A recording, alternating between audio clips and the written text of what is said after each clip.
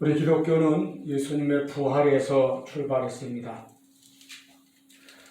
그래서 기독교 신앙은 예수님의 십자가와 함께 이 부활이라고 하는 토대 위에 서 있습니다. 신약성경의 맨 처음 책들인 사복음서, 마태, 마가, 누가, 요한 복음서는 일제히 이 예수님의 부활이라고 하는 역사적 사건을 마치 신문 기자가 사실을 묘사해서 이렇게 보도하듯이 기록해 놓았습니다. 이와 같이 예수님의 부활은 분명한 사실입니다. 초대교회 이후로 오늘날까지도 많은 사람들이 예수님의 부활을 좀처럼 믿지 않으면서 그 이유를 이렇게 말합니다. 부활이라고 하는 것은 과학적으로 증명할 수가 없는 사건이다. 있을 수가 없는 일이라는 것이죠.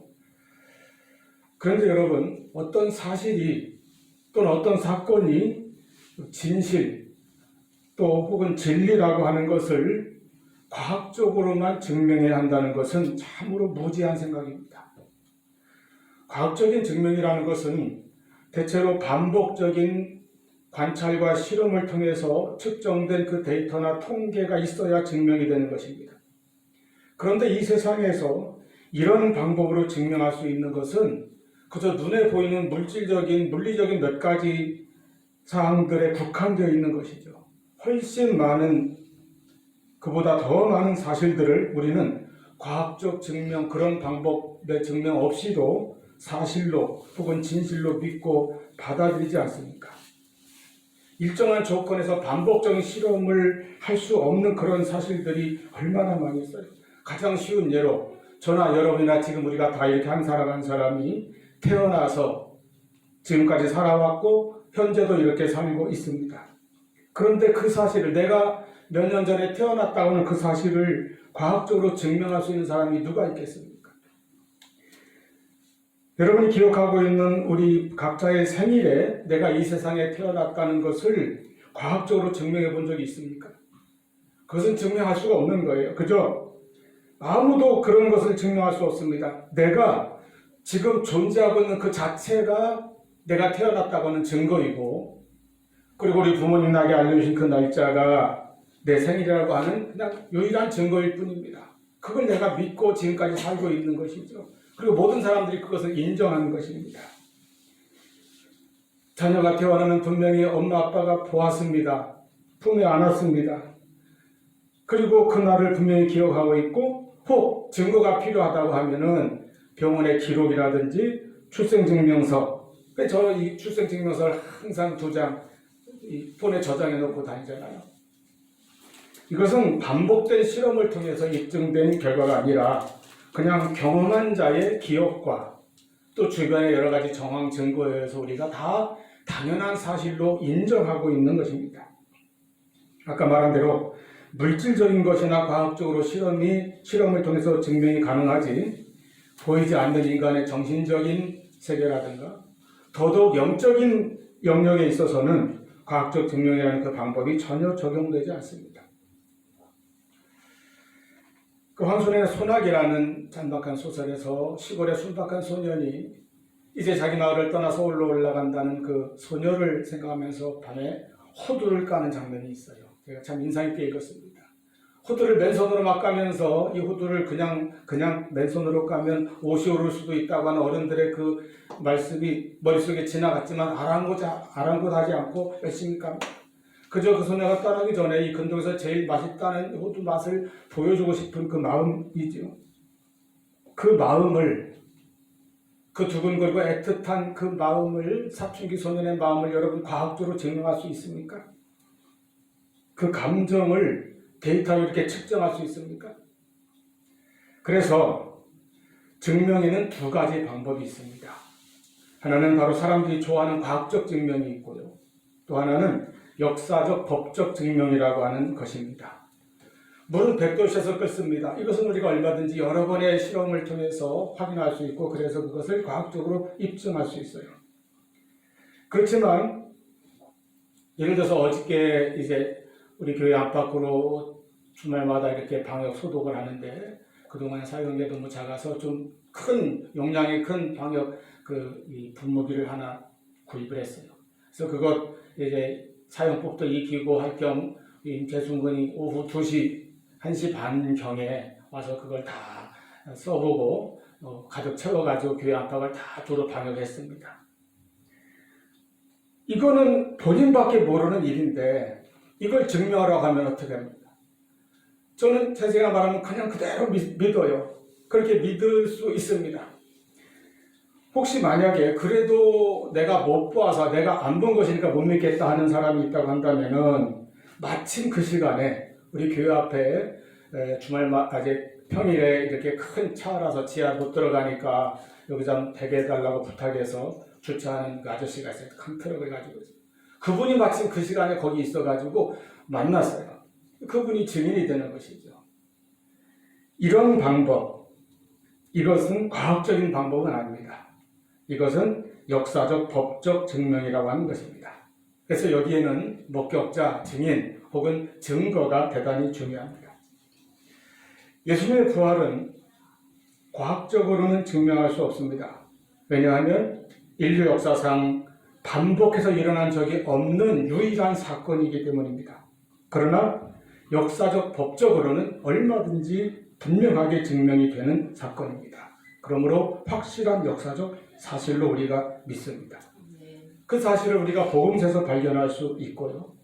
그래서 그 예수님의 부활에 대한 믿음을 분명히 가지게 되는 것입니다. 뿐만 아니라 신약성경에서 부활장이라고 하는 바로 이 고린도전서 15장에서 예수님의 부활의 증인들을 다시 한번 그 목록을 사도 바울은 쭉 열거를 했습니다. 게바, 베드로부터 시작해서 500여 형제, 야고보, 그리고 맨 마지막 바울 자신의 이르기까지 수많은 증인들이 그 중에 태반이 지금까지도 살아있지 않느냐 하면서 증인들을 제시합니다. 이렇게 해서 부활을 증거하지요. 이 고린도서 15장 앞부분에서 사도는 예수님의 부활은 우리들에게 진정한 복음이다라는 것을 강조했습니다. 초대교회가 제일 먼저 전한 메시지였고 성경대로 부활하신 복음이며 우리에게 전해진 복음이었다. 그리고 우리를 변화시키는 복음이라고 강조하였습니다. 자, 그런데 사도 바울의 부활에 관한 논증은 조금 더 발전되어 갑니다. 그 같은 예수님의 부활이 단지 예수님의 부활로만 끝나지 않고 이 부활이 예수를 믿는 우리들에게도 결정적인 영향을 끼치고 있다는 것입니다. 그래서 오늘 본문의 말씀, 성경 말씀은 예수님의 부활이 나와 아무 상관이 없는 다른 이야기가 아니라 저와 여러분 한 사람 한 사람에게 절대적인 관계를 가지고 있다고 하는 것을 가르쳐주고 있습니다. 그것이 바로 부활의 능력입니다. 예수님의 부활은 능력으로 우리에게 오셔서 우리에게 역사하는 우리와 깊은 바로 우리의 사건이 되는 그런 것입니다. 그러면 예수님의 부활의 능력은 어떤 것입니까?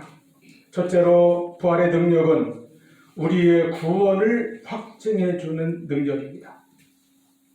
우리가 예수 믿고 구원받는 것은 바로 예수님의 십자가와 우리의 모든 죄를 담당하시고 대속하신 십자가와 그리고 그 구원을 온전히 완성하신 부활을 통해서 이루어지는 것입니다.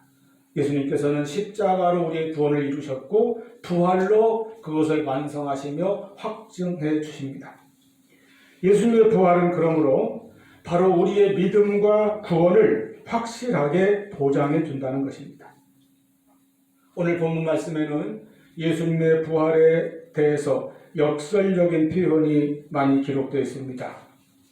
즉 반대로 말하고 있다는 거예요. 예수님의 부활은 확실한 분명한 역사적 사실이지만 그러나 만약에 믿지 못하는 사람들의 말과 같이 그 부활이 일어나지 않았다고 한다면, 그 부활이 없었다고 한다면 어떤 일이 일어날 것인가, 어떻게 될 것인가 하는 것을 묘사하고 있습니다. 17절에 보면은 만약에 그리스도께서 다시 살아나신 일이 없으면 너희의 믿음도 헛되고, 믿음이 헛되다는 것입니다.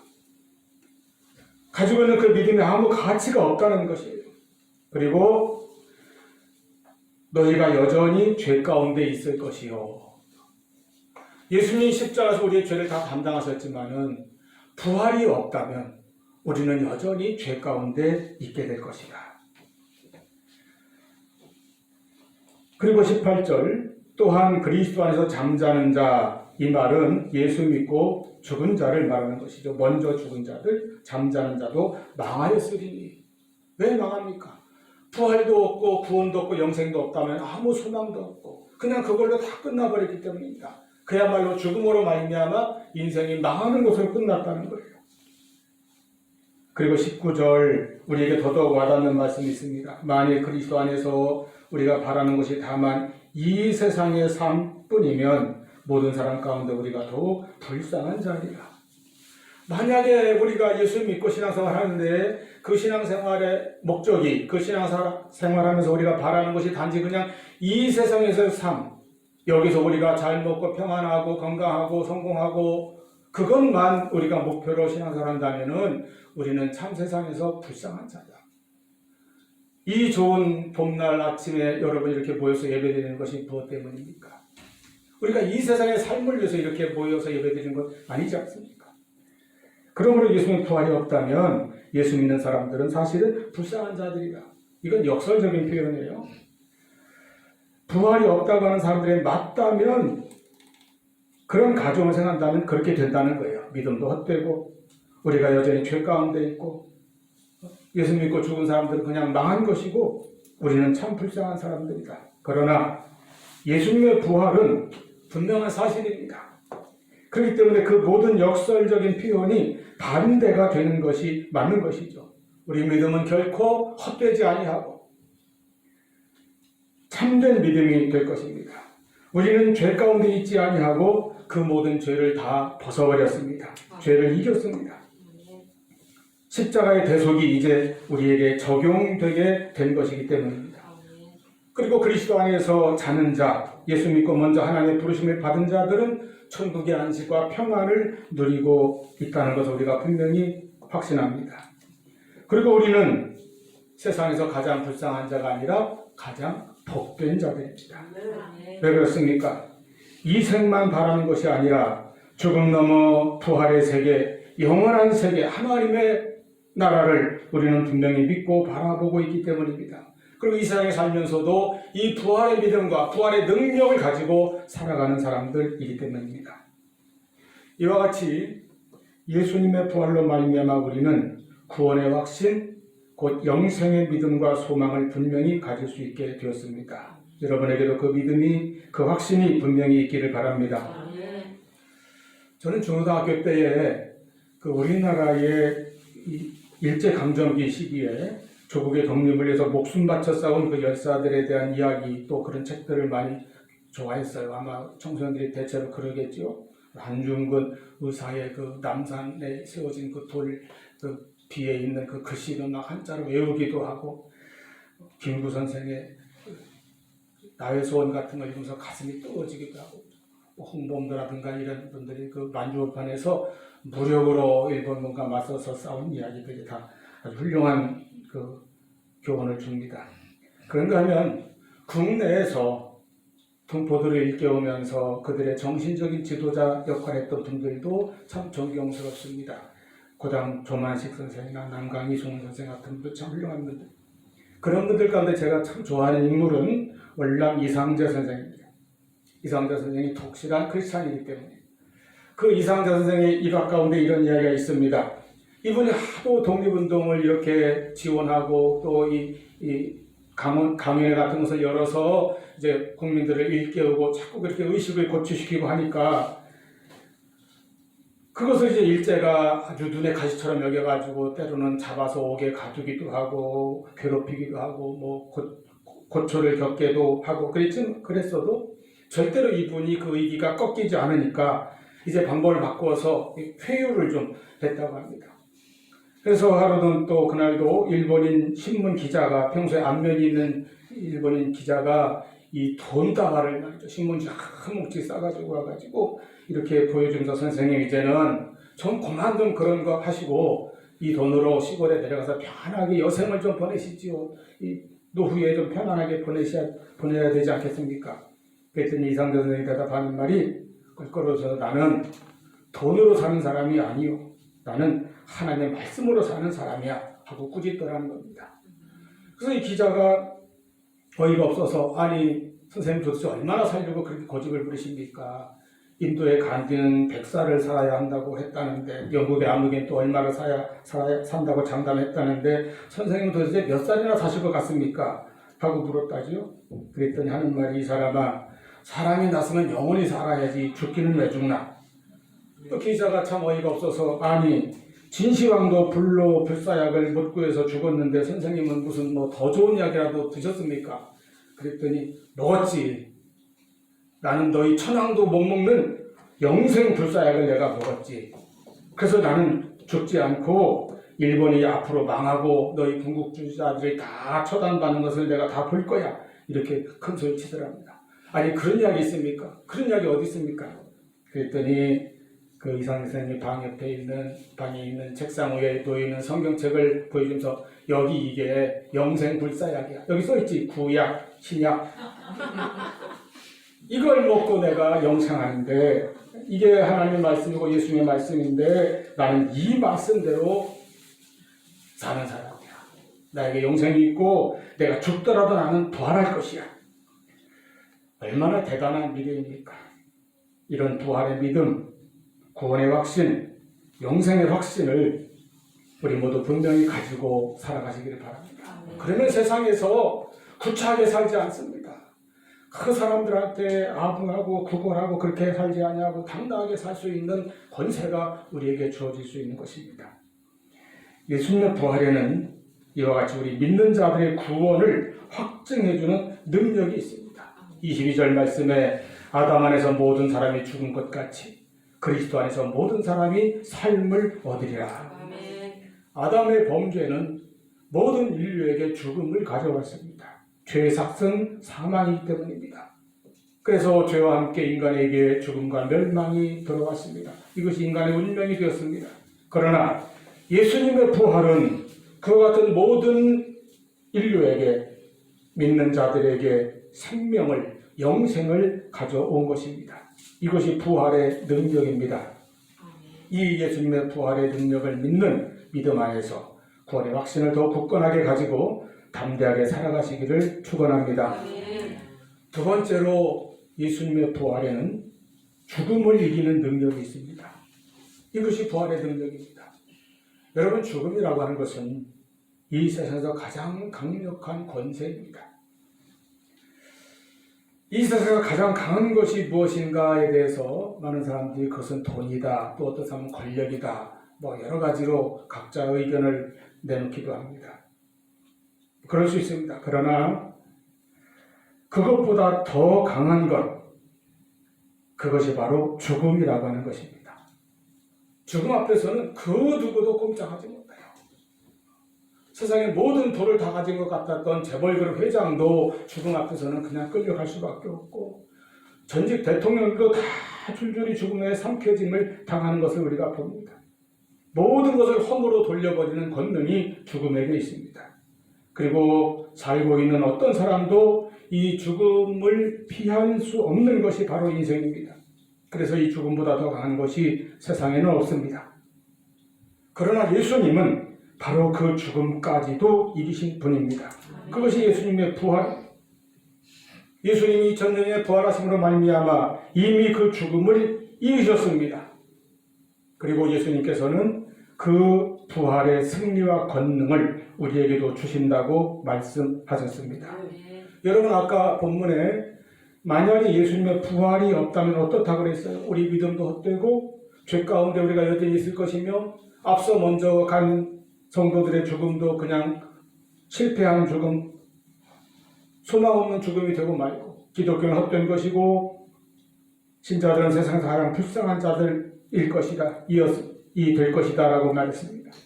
부활이 없다면, 그래서 이 세상의 삶이 전부라면 우리는 어리석고 불쌍한 사람일 수밖에 없다는 거예요. 그러나 그 다음에 이어지는 20절 말씀 한번 보시겠습니다. 그러나 이제 그리스도께서 죽은 자 가운데서 다시 살아나사 잠자는 자들의 첫 열매가 되셨도다. 할렐루야. 그리스도께서 죽은 자 가운데서 다시 살아나셔서 모든 자는 자들의 첫 열매가 되었다는 것입니다. 여러분, 첫 열매가 무엇입니까? 나물 하나를 땅에 심어놓고 잘 키우고 가꾸면 이제 잘 자라서 몇 년 후에 열매가 열리게 되죠. 나무가 열매를 맺기까지는 제법 시일이 걸립니다.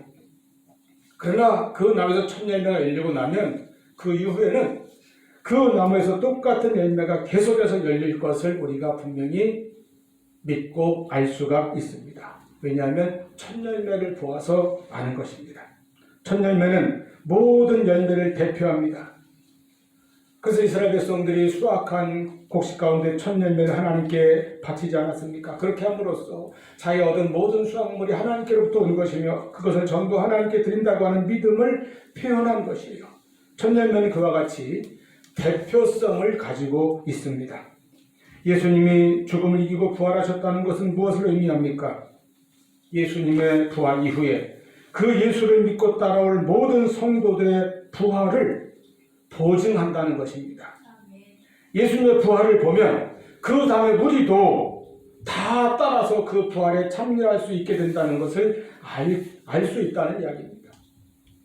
예수님의 부활은 우리 자신의 부활에 대한 약속이고 보증입니다. 여러분, 이 부활의 신앙 위에 내 인생을 분명히 세우고 있는지, 이 확신을 내가 분명히 가지고 있는지 항상 돌아보시기를 바랍니다. 그러면 우리도 죽음을 이기는 권세를 가질 수 있는 것입니다.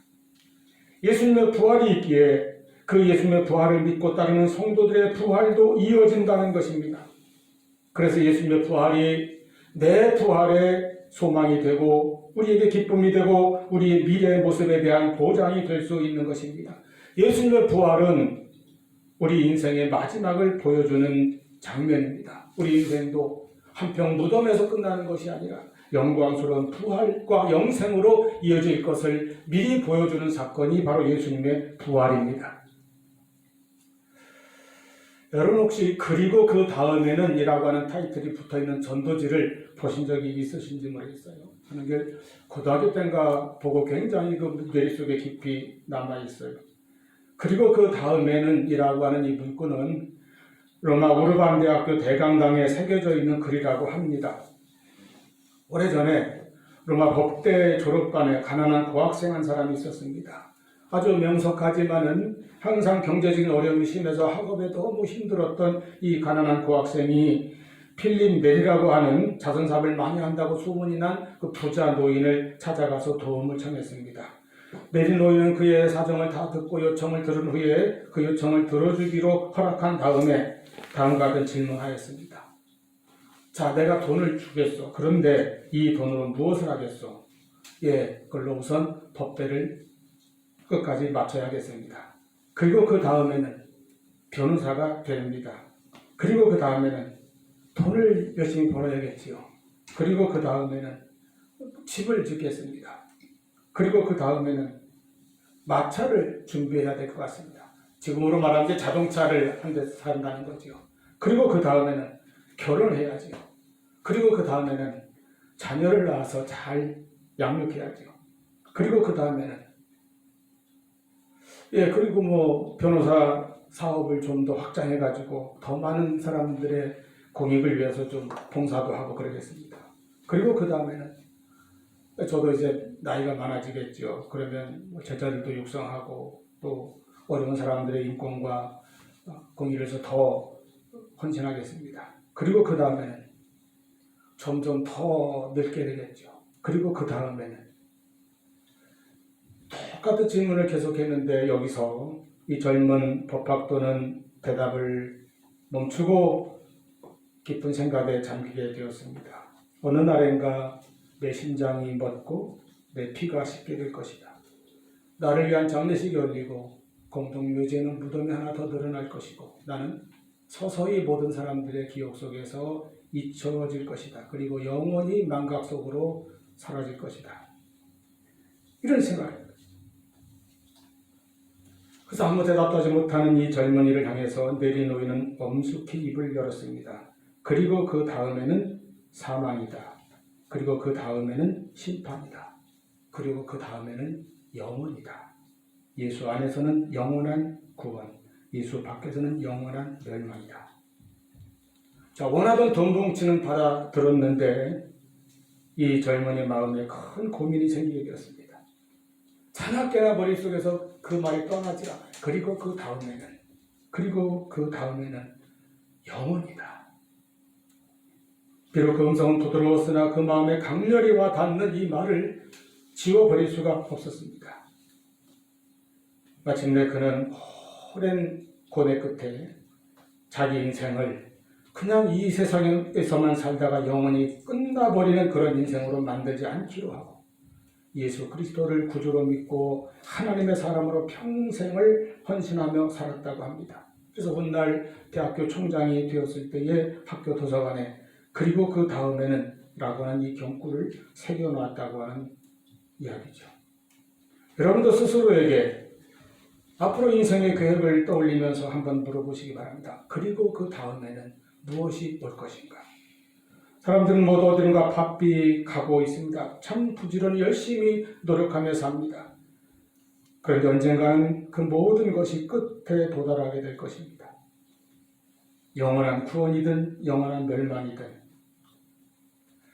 하나님께서는 그 첫 열매인 예수님의 그 영광스러운 부활을 통해서 바로 그와 같은 부활이 우리에게도 인생의 마지막 시점이 될 수 있다는 것을 보여주시고 확증해 주셨습니다. 그리고 그 다음에는 그 목적지가 죽음으로 끝나는 것이 아니라 부활이요 영생으로 이어진다고 하는 것을 우리에게 입증해 주신 것입니다. 즉 예수님의 부활은 우리 모든 성도들이 따라갈 첫 열매가 되십니다. 그러므로 그 부활 안에 우리의 믿음이 있고 우리의 구원이 보장되고 그 부활 속에 우리의 소망이 있고 그 부활의 첫 열매가 있으므로 우리는 세상에서 가장 불쌍한 자가 아니라 가장 영광스러운 자요 가장 복받은 사람이요 죽음도 이기는 능력을 가진 자인 것을 믿으시기를 바랍니다. 1945년 8월 15일 날 36년간 그렇게 우리 민족을 괴롭히고 악랄한 착취를 해왔던 일본이 망했습니다. 일본 천황이 내가 앞에서 항복 선언에 서명을 했죠. 그 항복 문서는 그 천황이 미주요라고 하는 일본 앞바다에 떠있던 미군 군함위에서 했지만은 그 소식이 우리 조선 땅 삼천리 방방곡곡에 다 퍼졌을 때에 이름 없는 백성들까지 나와서 만세를 부르고 그렇게 기세등등하게 평소에 조선인들을 업신여기고 괴롭혀왔던 악질적인 일본 순사들이 다 밤에 짐 싸들고 도망치고 말았습니다. 이것이 대표성이라고 하는 거예요. 예수님께서 죽음을 이기고 부활하신 것이 우리 전 인류에게 대표성의 승리를 보장해 주십니다. 우리도 그 예수 안에서 죽음을 이길 수 있는 그런 능력, 그런 믿음을 당당하게 가지고 살아가실 수 있기를 바랍니다. 오늘 다 읽지 않았지만 55절 말씀에 사망아 너희의 승리가 어디 있느냐, 사망아 내가 쏘는 것이 어디 있느냐 말씀하고 있습니다. 그래서 57절 우리 주 그리스도 예수 그리스도로 말미암아 우리에게 승리를 주신 하나님께 감사한다고 바울은 고백하고 있습니다. 죽음을 이기는 능력, 이 부활의 능력이 우리 안에 살아 역사하기를 바랍니다. 세 번째로 부활의 능력은 이 세상에서 살아가는 현재의 삶을 가장 복되게 살아갈 수 있게 해주는 능력이 됩니다. 우리는 예수님의 부활도 믿고 또한 나의 부활도 믿습니다. 그러나 그렇다고 해서 이 세상에서의 지금 현재의 삶을 부인하거나 도피하거나 무책임하게 낭비하는 것이 아니라 우리에게 주어진 이 현재 인생을 하나님의 뜻대로 충성하며 살아가야 하는 하나님의 백성들, 하나님의 자녀들인 것입니다.